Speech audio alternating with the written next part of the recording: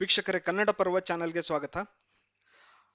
IPL 2025ರ ಮೊದಲನೇ ಪಂದ್ಯ RCB versus KKR ನಡೀತು. ಈ ಪಂದ್ಯದಲ್ಲಿ RCBಯ ಆರ್ಭಟಕ್ಕೆ KKR ಧೂಳಿಪಟ ಆಯ್ತಂತಾನೆ ಹೇಳ್ಬೋದು. ಹೌದು ವೀಕ್ಷಕರೇ, RCB ಈ ಪಂದ್ಯದಲ್ಲಿ ಹಾಲಿ ಚಾಂಪಿಯನ್ಸ್ ಕೋಲ್ಕತ್ತಾ ನೈಟ್ ರೈಡರ್ಸ್ನನ್ನ ಮಣಿಸಿದ್ದಾರೆ. ಅತ್ಯುತ್ತಮವಾದ ಪ್ರದರ್ಶನ ನೀಡಿದ್ದಾರೆ ಬ್ಯಾಟಿಂಗ್ ಮತ್ತು ಬೌಲಿಂಗ್ ಎರಡೂ ವಿಭಾಗದಲ್ಲೂ ಕೂಡ.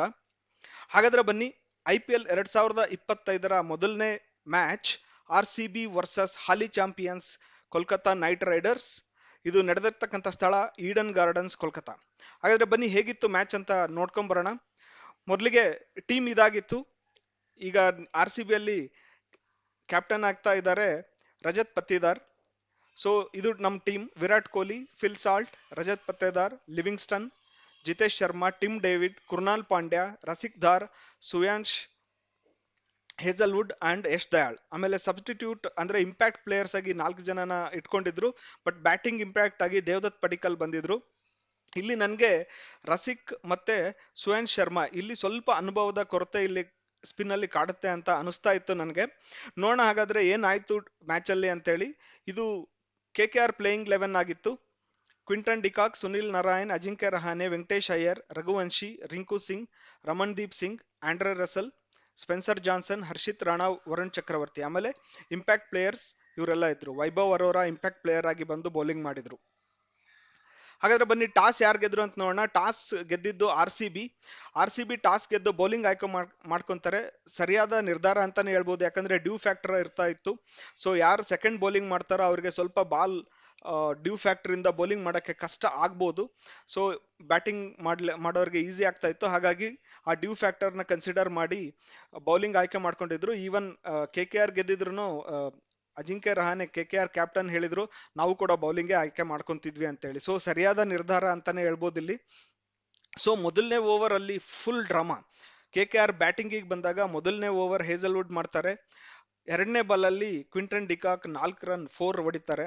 ಅದಾದ್ಮೇಲೆ ಮೂರನೇ ಬಾಲ್ ಅಲ್ಲಿ ಅವ್ರು ಕ್ಯಾಚ್ ಕೊಡ್ತಾರೆ. ಆದ್ರೆ ಆ ಕ್ಯಾಚ್ ಅನ್ನ ಸುಯೇಶ್ ಶರ್ಮಾ ಡ್ರಾಪ್ ಮಾಡ್ತಾರೆ, ಕ್ವಿಂಟನ್ ಡಿಕಾಕ್ ಕ್ಯಾಚ್ ಅನ್ನ. ಆದ್ರೆ 5ನೇ ಬಾಲ್ ಅಲ್ಲಿ ಮತ್ತೆ ಕ್ವಿಂಟನ್ ಡಿಕಾಕ್ ಕೀಪರ್ ಕ್ಯಾಚ್ ಕೊಟ್ಟು ಔಟ್ ಆಗ್ತಾರೆ. ಇಲ್ಲಿ ನೋಡ್ಬೋದು, ಒಂದು 4 ಹೊಡಿತಾರೆ, ಮೊಮೆಂಟಮ್ ಸಿಗ್ತಾ ಇದೆ ಅಂತ ಅನ್ಕೋಬೇಕಾದ್ರೆ ಕ್ಯಾಚ್ ಡ್ರಾಪ್ ಆಗುತ್ತೆ. ಎಷ್ಟು RCB ಫ್ಯಾನ್ಸ್ ಕೋಲ್ಕತ್ತಾದಲ್ಲೂ ಸಿಕ್ಕಾಪಟ್ಟೆ ಜನ RCB ಫ್ಯಾನ್ಸ್ ಇದ್ರು ಆ ಸ್ಟೇಡಿಯಂ ಅಲ್ಲಿ. ಸೊ ಎಲ್ರಿಗೂ ಒಂಥರ ನಿರಾಸೆ, ಇದು ಕ್ಯಾಚ್ ಡ್ರಾಪ್ ಆಗ್ಬಿಡ್ತಲ್ಲ ಅಂತ ಹೇಳಿ. ಅದಾದ್ಮೇಲೆ 5ನೇ ಬಾಲ್ ಅಲ್ಲಿ ಮತ್ತೆ ಕ್ವಿಂಟನ್ ಡಿಕಾಕ್ ಕೀಪರ್ ಕ್ಯಾಚ್ ಕೊಟ್ಟು ಔಟ್ ಆಗ್ತಾರೆ. ಅಂದ್ರೆ ಅಷ್ಟೇನು ಆ ಕ್ಯಾಚ್ ಡ್ರಾಪ್ ಆಗಿದ್ದು ಈ ಮ್ಯಾಚ್ಗೆ ಇಂಪ್ಯಾಕ್ಟ್ ಆಗಿಲ್ಲ ಅಂತಾನೆ ಹೇಳ್ಬೋದು. ಸೊ ಪವರ್ ಪ್ಲೇ ನಲ್ಲಿ ಮೊದಲನೇ ಓವರ್ ಹೇಜಲ್ವುಡ್, ಎರಡನೇ ಓವರ್ ಯಶ್ ದಯಾಳ್, ಆಮೇಲೆ ಮೂರನೇ ಓವರ್ ಹೇಜಲ್ವುಡ್ ಬರೀ 9 ರನ್ ಅನ್ನು ಕೊಡ್ತಾರೆ. ಕ್ವಿಂಟನ್ ಡಿಕಾಕ್ ಔಟ್ ಆಗ್ತಾರೆ. So 1 wicket. 4ನೇ ಓವರ್ ಯಶ್ ದಯಾಳ್ಗೆ ಕೊಡಲ್ಲ. ಯಾಕೆ ಕೊಡ್ಲಿಲ್ಲ ಅಂತ ಯೋಚನೆ ಮಾಡ್ಬೇಕಾರೆ, ಯಾಕಂದ್ರೆ ಮೊಮೆಂಟಮ್ RCB ಕಡೆನೇ ಇತ್ತು. ಯಶ್ ದಯಾಳ್ಗೆ ಬೌಲಿಂಗ್ ಕೊಡ್ಬೋದಿತ್ತು, ಯಾಕೆ ಕೊಡ್ಲಿಲ್ಲ ಅಂತ ಒಂದ್ಸರಿ ಯೋಚನೆ ಮಾಡಿದಾಗ ಯಶ್ ದಯಾಳ್ನ ಮೇ ಬಿ 5-6ನೇ ಓವರ್ ಇಂದ 10ನೇ ಓವರ್ ಒಳಗಡೆ ಯಾವ್ದಾದ್ರು ಅವಾಗ ಮೊಮೆಂಟಮ್ ಸಿಕ್ಕಾಗ ಅವ್ರಿಗೆ ಅವಾಗೊಂದು ಓವರ್ ಮಾಡಿಸಿ, ಅದಾದ್ಮೇಲೆ 14-15 ಓವರ್ ಆದ್ಮೇಲೆ 2 ಓವರ್ ಮಾಡ್ಸೋಣ ಅನ್ನೋ ಒಂದು ಕ್ಯಾಲ್ಕುಲೇಷನ್ ಮೇಲೆ ಕೊಟ್ಟಿಲ್ದಂಗಿರ್ಬೋದು. ಅದಕ್ಕೆ ಅಲ್ಲಿ ಏನ್ ಮಾಡ್ತಾರೆ, ರಸಿಕ್ ದಾರ್ ಅಂತ ಅನುಭವ ಇಲ್ಲದೆ ಇರತಕ್ಕಂತ ಒಬ್ಬ ಬೌಲರ್ ಅಂತಾನೆ ಹೇಳ್ಬೋದು, ಅವ್ರನ್ನ ಕರ್ಕೊಂಡ್ಬಂದು ಬೌಲಿಂಗ್ ಮಾಡಿಸ್ತಾರೆ. ಅಲ್ಲೇ ಮೊಮೆಂಟಮ್ ಶಿಫ್ಟ್ ಆಗುತ್ತೆ. ಅಂದ್ರೆ 4ನೇ ಓವರ್ ಅಲ್ಲಿ ಯಶ್ಗೆ ಕೊಡ್ಲಾರ್ದಂಗೆ ರಸಿಕ್ ದಾರ್ಗೆ ಕೊಡ್ತಾರಲ್ವಾ, ಮೊಮೆಂಟಮ್ RCB ಇಂದ KKRಗೆ ಶಿಫ್ಟ್ ಆಗುತ್ತೆ. ಸೊ ಅಲ್ಲಿ ನೋಡ್ಬೋದು ನೀವು, 4ನೇ ಓವರ್ ಅಲ್ಲಿ 2 6 ಮತ್ತು 1 4 ಹೊಡಿತಾರೆ KKR ತಂಡದವರು. ಅದು ಎಸ್ಪೆಷಲಿ ಅಜಿಂಕ್ಯ ರಹಾನೆ ಮತ್ತೆ ನಾರಾಯಣ್ ಬ್ಯಾಟಿಂಗ್ ಅಲ್ಲಿ ಇರ್ತಾರೆ. ಸೊ ಇಲ್ಲಿ ಮೊಮೆಂಟಮ್ RCB ಇಂದ 3 ಓವರ್ RCB ಕಡೆ ಇತ್ತು, 9 ರನ್ ಕೊಟ್ಟಿದ್ರು. 4ನೇ ಓವರ್ ಇಂದ 6ನೇ ಓವರ್ ಅಲ್ಲಿ KKRಗೆ ಶಿಫ್ಟ್ ಆಗುತ್ತೆ. 51 ರನ್ಗಳನ್ನ ಬರೀ 3 ಓವರ್ ಅಲ್ಲಿ ಹೊಡಿತಾರೆ. ಸೊ ಪವರ್ ಪ್ಲೇ ಮುಗ್ದಾಗ KKRದು ಸ್ಕೋರ್ 60ಕ್ಕೆ 1 ವಿಕೆಟ್ ಇರುತ್ತೆ. ಸೊ ಈ ಪವರ್ ಪ್ಲೇ ತುಂಬಾ ಇಂಪಾರ್ಟೆಂಟ್. ಯಾವ ತರ ಬೌಲಿಂಗ್ ನ ನಾವು ಸೆಲೆಕ್ಟ್ ಮಾಡ್ತೀವಿ, ನಮ್ಮ ಮೊಮೆಂಟಮ್ ನ ಕಾಪಾಡ್ಕೋಬೇಕಾ ಅಥವಾ ಬೇರೆಯವ್ರಿಗೆ ಕೊಡ್ಬೇಕಾ, ಬೌಲರ್ಸ್ ನ ಉಳಿಸ್ಕೋಬೇಕಾ. ಸೊ ರಜತ್ ಪಟ್ಟೇದಾರ್ ಹೊಸದಾಗಿ ಕ್ಯಾಪ್ಟನ್ಶಿಪ್ ಮಾಡ್ತಾ ಇರೋದ್ರಿಂದ ಮೇ ಬಿ ಕ್ಯಾಲ್ಕುಲೇಷನ್ ಅಲ್ಲಿ ಇಲ್ಲಿ ಮಿಸ್ ಆಗಿರ್ಬೋದು. ಮೊಮೆಂಟಮ್ ಕಂಪ್ಲೀಟ್ ಆಗಿ ಶಿಫ್ಟ್ ಆಗುತ್ತೆ. ಸೊ ಇನ್ನು 5ರಿಂದ 10ನೇ ಓವರ್ KKR ಬ್ಯಾಟಿಂಗ್ ಮಾಡ್ಬೇಕಾದ್ರೆ 9ನೇ ಓವರ್ ಅಲ್ಲಿ 22 ರನ್ ಸುಯಾಶ್ ಶರ್ಮಾ. ಸೊ ನಾನು ಮೊದಲೇ ಹೇಳಿದ್ದೆ, ರಸಿಕ್ದಾರ್ ಮತ್ತೆ ಸುಯೇಶ್ ಶರ್ಮಾ ಸ್ವಲ್ಪ ಅನುಭವದ ಕೊರತೆ ಕಾಡ್ತಾ ಇರ್ಬೋದು ಅಂತೇಳಿ ಅದು ಇಲ್ಲಿ ಎದ್ದು ಕಾಣ್ತಾ ಇತ್ತು. 5ರಿಂದ ಲೈಕ್ ನಾಲ್ಕರಿಂದ 10 ಓವರ್ಗಳಲ್ಲಿ ಅದು ಸಂಪೂರ್ಣವಾಗಿ ಎದ್ದು ಕಾಣ್ತಾ ಇತ್ತು. ನೋಡ್ಬೋದು 9ನೇ ಓವರ್ ಅಲ್ಲಿ 22 ರನ್ಗಳನ್ನ ಸುಯೇಶ್ ಶರ್ಮಾಗೆ ಹೊಡಿತಾರೆ. 10ನೇ ಓವರ್ ಕೊನೆ ಬಾಲಲ್ಲಿ 10ನೇ ಓವರ್ ರಸಿಕ್ದಾರ್ ಮಾಡ್ತಾರೆ. ಕೊನೆಗೂ ನಾರಾಯಣ್ ವಿಕೆಟ್ ಪಡೆಯೋದ್ರಲ್ಲಿ ರಸಿಕ್ದಾರ್ ಯಶಸ್ವಿ ಆಗ್ತಾರೆ ಅಂತಾನೆ ಹೇಳ್ಬೋದು. ಸೊ ಇಲ್ಲಿ ಸ್ವಲ್ಪ ಮೊಮೆಂಟಮ್ ನಮ್ ಕಡೆ ಬರ್ಲಿಕ್ಕೆ ಸ್ಟಾರ್ಟ್ ಆಗುತ್ತೆ, ಯಾಕಂದ್ರೆ ನಾರಾಯಣ್ ಹೋದ್ರು, ಬಟ್ ಆದ್ರೂನು ತುಂಬಾ ಪವರ್ಫುಲ್ ಬ್ಯಾಟಿಂಗ್ ಲೈನಪ್ ಇತ್ತು ಕೋಲ್ಕತ್ತಾದವ್ರದ್ದು.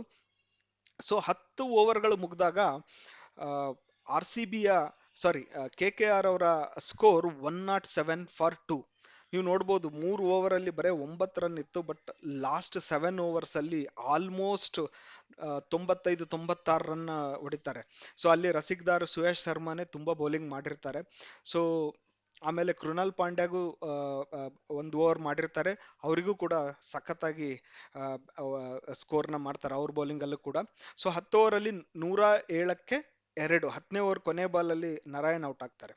ಸೊ 11ನೇ ಓವರ್ ಅಲ್ಲಿ ಕೃಣಾಲ್ ಪಾಂಡ್ಯ ಮತ್ತೆ ಬರ್ತಾರೆ. ನಾರಾಯಣ್ ಔಟ್ ಆದ್ಮೇಲೆ ಕೃಣಾಲ್ ಪಾಂಡ್ಯನ ಬೌಲಿಂಗ್ ಇಳಿಸ್ತಾರೆ. ಇದು ಒಂದು ಮಾಸ್ಟರ್ ಸ್ಟ್ರೋಕ್ ಅಂತಾನೆ ಹೇಳ್ಬೋದು, ಯಾಕಂದ್ರೆ ನಾರಾಯಣ್ ಇದ್ದಿದ್ರೆ Krunal left arm bowler, Narayan left hand batsman, easy ಇರ್ತಿತ್ತು ನಾರಾಯಣ್ಗೆ ಬ್ಯಾಟಿಂಗ್ ಮಾಡ್ಲಿಕ್ಕೆ. ಅದಕ್ಕೆ ಕುನಾಲ್ನ ಸ್ವಲ್ಪ ಒಂದೇ ಓವರ್ ಕೊಟ್ಟು ಅದಾದ್ಮೇಲೆ ಅವ್ರ ಓವರ್ ಅಲ್ಲಿ ಸಾಕಷ್ಟು ರನ್ ಕೊಟ್ಟಾಗ ಅವ್ರನ್ನ ಹಿಡಿದಿಟ್ಕೊಂಡಿರ್ತಾರೆ, ಕೊಡಲ್ಲ ಅವ್ರಿಗೆ ಬೌಲಿಂಗು. ಬಟ್ ಯಾವಾಗ ನಾರಾಯಣ್ ಔಟ್ ಆಗ್ತಾರೋ 11ನೇ ಓವರ್ ಅಲ್ಲಿ ಕೃಣಾಲ್ ಬೌಲಿಂಗ್ ಮಾಡ್ತಾರೆ. ಬಟ್ ರಹಾನೆ ಒಂದು ಮಿಸ್ಟೇಕ್ ಮಾಡ್ತಾರೆ ಇಲ್ಲಿ. ನಾರಾಯಣ್ ಔಟ್ ಆಗಿದ್ರು ಅವರು ಅದೇ ಬ್ಯಾಟಿಂಗ್ ಟೆಂಪೋನ ಅಥವಾ ಮೊಮೆಂಟಮ್ನ ಮೇಂಟೈನ್ ಮಾಡ್ಲಿಕ್ಕೆ ಮತ್ತೆ 6 ಹೊಡಿಲಿಕ್ಕೆ ಹೋಗ್ತಾರೆ. ಅಲ್ಲಿ 10 ಓವರ್ 3 ಬಾಲ್ ಅಂದ್ರೆ 3 ಬಾಲ್ ಆದಾಗ ಆ, ರಹಾನೆ ಕ್ಯಾಚ್ ಕೊಟ್ಟು ಔಟ್ ಆಗ್ತಾರೆ. ಸೊ ಇಲ್ಲಿಂದ ಕೋಲ್ಕತ್ತಾ ನೈಟ್ ರೈಡರ್ಸ್ ಅವರ ಸಂಪೂರ್ಣ ಮೊಮೆಂಟಮ್ ನಮ್ಮ RCBಗೆ ಶಿಫ್ಟ್ ಆಗುತ್ತೆ ಅಂತಾನೆ ಹೇಳ್ಬೋದು. ಇನ್ನು 12ನೇ ಓವರ್ 14 ರನ್, ಸುಯೇಶ್ ಶರ್ಮಾ ಮತ್ತೆ ಎಕ್ಸ್ಪೆನ್ಸಿವ್ ಆಗ್ತಾರೆ, ಇಲ್ಲಿ 14 ರನ್ಸ್ ಕೊಡ್ತಾರೆ. ಅದಕ್ಕೆ ನಾನು ಸ್ವಲ್ಪ ಹೈಲೈಟ್ ಮಾಡಿದ್ದೀನಿ, ಯಾಕಂದ್ರೆ ಮುಂದಿನ ಮ್ಯಾಚ್ಗಳಲ್ಲಿ ನಮಗೆ ಈ ಸ್ಟ್ಯಾಟಿಸ್ಟಿಕ್ಸ್ ತುಂಬಾ ಹೆಲ್ಪ್ ಆಗುತ್ತೆ ಅಂತ ಅನ್ಕೊಂತೀನಿ. ಯಾಕಂದ್ರೆ ಸುಯೇಶ್ ಶರ್ಮಾ ಆಮೇಲೆ ರಸಿಕ್ದಾರ್ ಇವ್ರನ್ನ ನಾವು ಕಂಟಿನ್ಯೂ ಮಾಡಿದ್ರೆ ಅವರಿಗೆ ಯಾವ ರೀತಿ ಒಂದು ಇನ್ಫಾರ್ಮೇಶನ್ ಕೊಡಬೇಕು, ಯಾವ ರೀತಿ ಹೇಳಬೇಕು, ಯಾವ ತರ ಬೌಲಿಂಗ್ ಮಾಡಬೇಕು ಅಂತೇಳಿ ಈ ಎಲ್ಲ ಸ್ಟ್ಯಾಟಿಸ್ಟಿಕ್ಸ್ ಮೇಲೆ ಹೋಗುತ್ತೆ. ಸೊ 12ನೇ ಪಾಯಿಂಟ್ 1 ಓವರ್ ಅಲ್ಲಿ ಮತ್ತೆ ಕೃಣಾಲ್ ಪಾಂಡ್ಯ ಬರ್ತಾರೆ. ಕೃಣಾಲ್ ಪಾಂಡ್ಯ ವೆಂಕಟೇಶ್ ಅಯ್ಯರ್ ವೆಂಕಟೇಶ್ ಅಯ್ಯರ್ ಅವ್ರನ್ನ ಬೋಲ್ಡ್ ಮಾಡ್ತಾರೆ. ವೆಂಕಟೇಶ್ ಅಯ್ಯರ್ ಅವರ ವಿಕೆಟ್ ಅನ್ನ ತಗೊಂತಾರೆ. ವೆರಿ ಎಕ್ಸ್ಪೆನ್ಸಿವ್ ಬಿಡ್ ಆಗಿತ್ತು ವೆಂಕಟೇಶ್ ಅಯ್ಯರ್ ಅವರು KKRಗೆ. ಸೊ ವೆಂಕಟೇಶ್ ಅಯ್ಯರ್ ಅವ್ರ ವಿಕೆಟ್ ತುಂಬಾ ವ್ಯಾಲ್ಯೂಯಬಲ್ ಇದು. ಇಲ್ಲಿಂದ ಕಂಪ್ಲೀಟ್ ಆಗಿ KKR ಡೌನ್ ಆಗ್ತಾ ಹೋಗುತ್ತೆ. ಸೊ ನೀವು ನೋಡ್ಬೋದು ಕೃಣಾಲ್ ತುಂಬಾ ಒಳ್ಳೆ ರೋಲ್ ಪ್ಲೇ ಮಾಡ್ತಾ ಇದ್ದಾರೆ ಇಲ್ಲಿ. ಅದಾದ್ಮೇಲೆ ಮತ್ತೆ 14ನೇ ಓವರ್ ಅಲ್ಲಿ ಬರ್ತಾರೆ, ರಿಂಕು ಸಿಂಗ್ ವಿಕೆಟ್ ಅನ್ನ ಪಡ್ಕೊಂತಾರೆ. 15ನೇ point like Rinku Singh out ಆದ್ಮೇಲೆ ಮತ್ತೆ ರಸಲ್ ಬರ್ತಾರೆ. ರಸಲ್ ಒಂದು ಒಳ್ಳೆ ರೋಲ್ ನ KKR ಅಲ್ಲಿ ಮೊದ್ಲಿಂದಾನು ಪ್ಲೇ ಮಾಡ್ಕೊಂತ ಬಂದಿದ್ದಾರೆ. ಆಮೇಲೆ very dangerous batsman. So Russell wicket ತಗೋಬೇಕು, ಬಟ್ ಸುಯೇಶ್ ಶರ್ಮಾಗೆ ಬೌಲಿಂಗ್ ಕೊಡ್ತಾರೆ. ಸೊ ಸುಯೇಶ್ ಶರ್ಮಾಗೆ ಬೌಲಿಂಗ್ ಕೊಟ್ಟಿದ್ದು RCB ಫ್ಯಾನ್ಗಳಲ್ಲಿ ಇದೇನಪ್ಪ ಇದು, ರಸಲ್ ಇದ್ದಾನೆ ಬಟ್ ಸುಯೇಶ್ ಶರ್ಮಾ, ಯಾಕಂದ್ರೆ ಆಲ್ರೆಡಿ ತುಂಬಾ ಎಕ್ಸ್ಪೆನ್ಸಿವ್ ಬೌಲರ್ ಅವರು, ಆದ್ರೂ ಕೊಡ್ತಾರೆ ಅಂತಂದ್ರೆ ರಜತ್ ಪತ್ತೇದಾರ್ ಇಲ್ಲಿ ಲಾಸ್ಟಿಗೆ ಹೇಳ್ತಾರೆ, ಇಲ್ಲ ನಾನು ಸುಯೇಶ್ ಶರ್ಮಾನ ಬ್ಯಾಕ್ ಮಾಡಿದೆ, ಎಷ್ಟಾದ್ರೂ ರನ್ ಕೊಡು, ಬಟ್ ರಸಲ್ ವಿಕೆಟ್ ಬೇಕು ಅಂತೇಳಿ ಅದು ವರ್ಕೌಟ್ ಆಗುತ್ತೆ ಇಲ್ಲಿ. ಅಕಸ್ಮಾತ್ ಇಲ್ಲಿ ಏನಾದ್ರೂ ವರ್ಕೌಟ್ ಆಗಿಲ್ಲ ಅಂದಿದ್ರೆ KKR ಸ್ಕೋರ್ 200 ಮೇಲೆ ದಾಟ್ತಿತ್ತೇನೋ, ಯಾಕಂದ್ರೆ ರಸಲ್ ಫಾರ್ಮಿಗೆ ಬಂದ್ಬಿಟ್ರೆ ನಿಮಗೆ ಗೊತ್ತು 3-4 ಓವರ್ ಅಷ್ಟೇ ಸಾಕು, ಅವರು 60-70 ರನ್ ಅಂತೂ ಗ್ಯಾರಂಟಿ ಕಲೆ ಹಾಕ್ಬಿಡ್ತಾರೆ. ಸೊ ಇಲ್ಲಿ ರಸಲ್ ಫಸ್ಟ್ 15.3 ಓವರ್ ಅಲ್ಲಿ ಸುಯೇಶ್ ಶರ್ಮಾಗೆ ಒಂದು 4 ಹೊಡಿತಾರೆ. ಅದು ಆದ್ಮೇಲೆ ನೆಕ್ಸ್ಟ್ ರಸಲ್ ಬೋಲ್ಡ್ ಆಗ್ತಾರೆ, ಔಟ್ ಆಗ್ತಾರೆ ಸುಯೇಶ್ ಶರ್ಮಾಗೆ. ಇದು ಸುಯೇಶ್ ಶರ್ಮಾಗೆ ಒಂದು ಕಾನ್ಫಿಡೆನ್ಸ್ ಬೂಸ್ಟರ್ ಅಂತಾನೆ ಹೇಳ್ಬೋದು. ಸೊ ತುಂಬಾ ತುಂಬಾ ವ್ಯಾಲ್ಯೂಯಬಲ್ ವಿಕೆಟ್ ಅದು. ಆಮೇಲೆ ಸುಯೇಶ್ ಶರ್ಮಾ ಅಲ್ಲಿಂದ ಕಾನ್ಫಿಡೆನ್ಸ್ ಪಡ್ಕೋಬೇಕು, ಅದನ್ನ ಯಾವ ರೀತಿ ಬೌಲಿಂಗ್ ಮಾಡ್ಬೇಕು. ಯಾಕಂದ್ರೆ ಸ್ವಲ್ಪ ಮುಂಚಿನ ಓವರ್ಗಳಲ್ಲಿ ಸ್ವಲ್ಪ ಫಾಸ್ಟ್ ಜಾಸ್ತಿ ಇತ್ತು, 90+ ಕಿಲೋಮೀಟರ್ಸ್ ಮಾಡ್ತಾ ಇದ್ರು. ಈ ಓವರ್ ಅಲ್ಲಿ ಸ್ವಲ್ಪ ಸ್ಲೋ ಡೌನ್ ಮಾಡಿದ್ರು ಅಂತ ಅನ್ಸುತ್ತೆ. ಸೊ ಅದರಿಂದ ಇಲ್ಲಿ ವಿಕೆಟ್ ಬಂದಿದೆ. ಅವರು ಅರ್ಥ ಮಾಡ್ಕೋಬೇಕು ಯಾವಾಗ ಯಾವ ಸಿಚುವೇಶನ್ ಅಲ್ಲಿ ಬೌಲಿಂಗ್ ಮಾಡಬೇಕು ಅಂತ ಹೇಳಿ. ಐ ಥಿಂಕ್ ಅದು ಅವರು ಅರ್ಥ ಮಾಡ್ಕೊಂತಾರೆ ಮುಂದ್ ಬರುವ ಮ್ಯಾಚ್ಗಳಲ್ಲಿ ಅಂತ ಅನ್ಕೊಂತೀನಿ. ಸೊ ಇದು ಆದ್ಮೇಲೆ ಅಂದ್ರೆ ನಾನೇನು ಹೇಳ್ತಾ ಇದ್ದೀನಿ ಅಂತಂದ್ರೆ 11ನೇ ಓವರ್ ಅಲ್ಲಿ ರಹಾನೆ ಔಟ್ ಆದ್ಮೇಲೆ ಅವ್ರ ಮೊಮೆಂಟಮ್ ಕಂಪ್ಲೀಟ್ RCB ಕಡೆ ಶಿಫ್ಟ್ ಆಗುತ್ತೆ. ರೆಗ್ಯುಲರ್ ಆಗಿ ವಿಕೆಟ್ಸ್ ಹೋಗ್ತಾ ಇರುತ್ತೆ. ಸೊ 16ನೇ ಓವರ್ ಆದ್ಮೇಲೆ ನೆಕ್ಸ್ಟ್ ಲಿವಿಂಗ್ಸ್ಟನ್, ದಯಾಳ್ ಮತ್ತು ಹೇಸಲ್ವುಡ್ ತುಂಬಾ ಅತ್ಯುತ್ತಮವಾದ ಡೆಪ್ತ್ ಬೌಲಿಂಗ್ ಮಾಡ್ತಾರೆ, ಅಷ್ಟೇನು ರನ್ಸ್ ಅನ್ನ ಕೊಡಲ್ಲ. ಸೊ 20 ಓವರ್ಗಳಲ್ಲಿ ಕೆ ಕೆ ಆರ್ ಕಲೆ ಹಾಕಿದ್ದು 174 ರನ್ಸ್, ಬಟ್ 8 ವಿಕೆಟ್ ಹೋಗುತ್ತೆ. ಇದರಲ್ಲಿ ಕೃಣಾಲ್ ಪಾಂಡ್ಯ 3 ವಿಕೆಟ್ ಅನ್ನ ಪಡೆದಿರ್ತಾರೆ. ತುಂಬಾ ವ್ಯಾಲ್ಯೂಯಬಲ್ ವಿಕೆಟ್ಸ್ ಅನ್ನ ಪಡೆದಿರ್ತಾರೆ.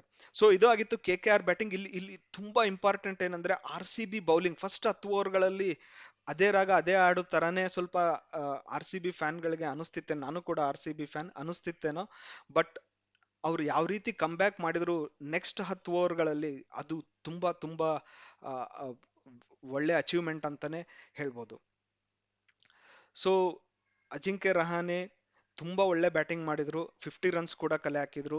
ನಾರಾಯಣ್ ಕೂಡ ತುಂಬಾ ಒಳ್ಳೆ ಬ್ಯಾಟಿಂಗ್ ಮಾಡಿದ್ರು, ಬಟ್ ಇನ್ಯಾರು ಅಷ್ಟು ಒಳ್ಳೆ ಕಾಂಟ್ರಿಬ್ಯೂಷನ್ ಕೊಡ್ಲಿಲ್ಲ. ಹಾಗಾಗಿ ಸ್ಕೋರ್ 174ಕ್ಕೆ ರೆಸ್ಟ್ರಿಕ್ಟ್ ಆಯ್ತು. ಇಲ್ಲಾಂದ್ರೆ ಟೂ ಟೂ ಒಂದು ಟೈಮಲ್ಲಿ 200 to 220 ವರೆಗೂ ಹೋಗ್ತಾ ಇದೆ ಅಂತ ಅನಿಸ್ತಾ ಇತ್ತು. ಇನ್ನು ಆರ್ ಸಿ ಬಿ ಬ್ಯಾಟಿಂಗ್ ವಿಚಾರಕ್ಕೆ ಬರೋದಾದ್ರೆ, ಮೊದಲಿನಿಂದನೂ ಅವ್ರನ್ನ ಅವ್ರ ಬೌಲಿಂಗ್ ಅನ್ನ ಹತ್ತಿಕ್ತಾನೆ ಬಂದ್ರು. ಅಂದ್ರೆ ಮೊದಲನೇ ಓವರ್ ಇಂದನೂ ಅವರು ಸಖತ್ತಾಗಿ ಬ್ಯಾಟಿಂಗ್ ಮಾಡ್ತಾ ಇದ್ರು, ಯಾರು ಫಿಲ್ ಸಾಲ್ಟ್ ಮತ್ತೆ Virat Kohli. So power play ಅಲ್ಲಿ ನೋಡ್ಬೋದು ನೀವು, 1 ರಿಂದ 3 ಓವರ್ ಅಲ್ಲಿ ನೋಡೋದಾದ್ರೆ 37 ರನ್ಗಳನ್ನ ಕಲೆ ಹಾಕಿದ್ರು, ಅಂದ್ರೆ almost 10 run, more than 10 runs per over. ಅದಾದ್ಮೇಲೆ 4 ರಿಂದ 6 ಓವರ್ಸ್ ನೋಡಿದ್ರೆ 43 runs. So almost 10-12 runs range ಅಲ್ಲೇ ಹೊಡಿತಾ ಇದ್ರು. ಸೊ ಪವರ್ ಪ್ಲೇ ಎಂಡ್ ಅಲ್ಲಿ ಆರ್ ಸಿ ಬಿ 80 ರನ್, 6 ಓವರ್ಗಳಲ್ಲಿ 80 ರನ್, ಯಾವುದೇ ವಿಕೆಟ್ ಇಲ್ಲ. ಸೊ ಮೊದಲನೇ 10 ಓವರ್ಗಳಲ್ಲಿ, ಸೊ 6 ರಿಂದ 15 ಓವರ್ಸ್ ಏನಾಗುತ್ತೆ ಅಂತ ನೋಡೋಣ. ಮೊದಲನೇ 10 ಓವರ್ಗಳಲ್ಲಿ 104ಕ್ಕೆ 1 ವಿಕೆಟ್ ಹೋಗಿತ್ತು, ಅದು ಫಿಲ್ ಸಾಲ್ಟ್. ಅವರು ಅಗ್ರೆಸಿವ್ ಪ್ಲೇಯರ್, ಬಟ್ ತುಂಬಾ ಚೆನ್ನಾಗಿ ಆಡಿದ್ರು. ಆರ್ ಸಿ ಬಿಗೆ ಒಳ್ಳೆ ಪಿಕ್ ಅಂತಾನೆ ಹೇಳ್ಬೋದು. ಇವ್ರು ಇದೇ ತರ ಬ್ಯಾಟಿಂಗ್ ಕಂಟಿನ್ಯೂ ಮಾಡಿದ್ರೆ ಆ, ನಾವು ಪ್ರತಿ ವರ್ಷನೂ ಎಲ್ಲ ವರ್ಷನೂ ಹೇಳ್ಕೊಂತ ಬರ್ತಿರೋಂತೆ ಅದೇ ನಂಬಿಕೆ ಮೇಲೆ ಇರ್ಬೋದು, ಒಬ್ಬ ಟಾಪ್ ಆರ್ಡರ್ ಬ್ಯಾಟ್ಸ್ಮನ್ ಎಂಟೈರ್ ಗೇಮ್ನೇ ಚೇಂಜ್ ಮಾಡಿಬಿಡ್ತಾರೆ.